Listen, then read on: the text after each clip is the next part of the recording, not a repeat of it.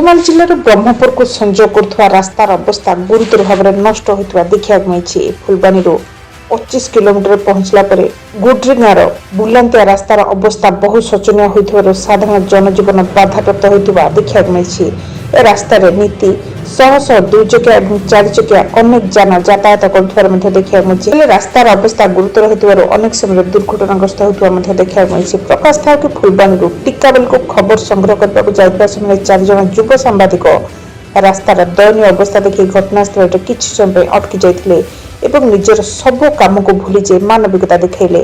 Kandhamal जिलार digital association media संघर 4 जन युव सांबादिक क्षितिश मल्लिक, सुधीर महाराणा, रंजित दिगाल एवं अच्युतानंद सेठी रास्तार पड़ रही गदा गदा गुड़ी चिप्स को दीर्घ 3 घंटा धरी 2टी टर्निंग गुड़ी चिप्स को झाड़ बुहा परिश्रम कर झाड़ू मारी सफा कर दृश्य देखा मिलता। एपरी कार्य को कंधमाल सब बुद्धिजीवी महल प्रशंसा छुटबार लगी।